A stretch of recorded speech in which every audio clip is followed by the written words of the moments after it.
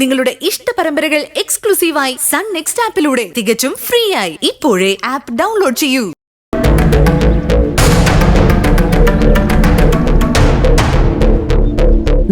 നിന്റെ അമ്മൂമ്മത്തള്ള ഇവിടെ ആരും ഒളിപ്പിച്ചു വെച്ചിട്ടൊന്നുമില്ല. അല്ല, നിന്നോട് ആരാ പറഞ്ഞ കുഞ്ഞമ്മ ഇവിടെ ഉണ്ടെന്ന്? ആ തള്ള പോകാനിടയുള്ള എല്ലാ സ്ഥലത്തും ഞാൻ തിരക്കി. ഇത്തവണ തള്ള റൂട്ട് മാറ്റി പിടിച്ചിരിക്കുക.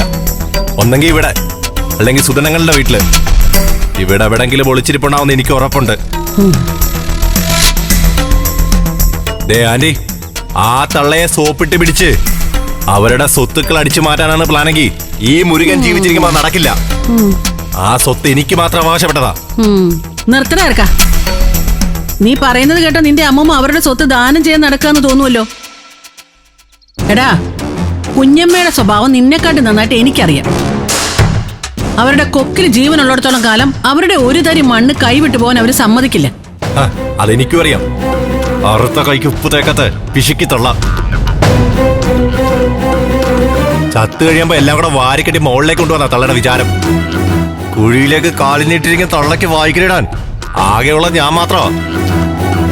എനിക്കൊന്നും തരാതെ സ്വത്ത് മുഴുവൻ കെട്ടിപ്പിടിച്ചിരുന്നിട്ട് ആ തള്ളയ്ക്ക് ഒരു പുണ്യവും കിട്ടാൻ പോണില്ലെന്ന് ആന്റി ഒന്ന് പറഞ്ഞ് മനസ്സിലാക്ക്. അങ്ങനെയൊന്നും പറയലട മോനെ മുരുക.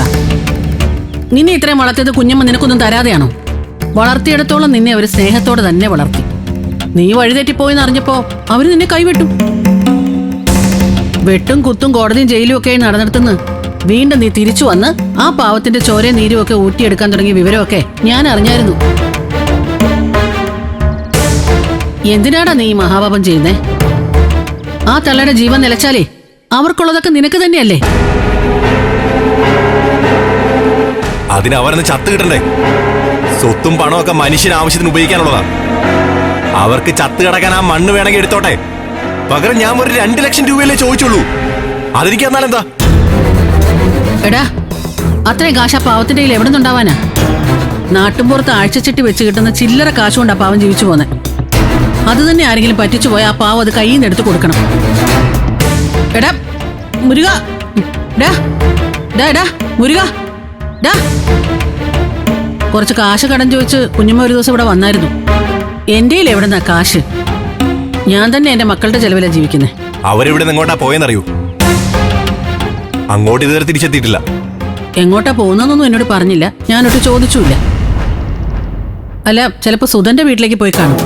നീ അവനെ കണ്ടൊന്ന് ചോദിച്ചു നോക്ക്. ശരി, 2 ലക്ഷം രൂപയ്ക്ക് വേണ്ടി എന്തും ചെയ്യാൻ തയ്യാറായിട്ട് നിൽക്കുമോ ഞാൻ. ആ തള്ളയ്ക്ക് ആയുസുണ്ടെങ്കിൽ എവിടെന്നെങ്കിലും പണം എനിക്ക് അവർ റെഡിയാക്കി തരും. ഇല്ലെങ്കിൽ അവരെ കൊന്ന് ഞാൻ ജയിലിൽ പോവും. കുഞ്ഞമ്മയെ വീണ്ടും കാണുകയാണെങ്കിൽ ഞാൻ പറഞ്ഞ കാര്യം ആന്റി ഒന്ന് സൂചിപ്പിച്ചേക്ക്.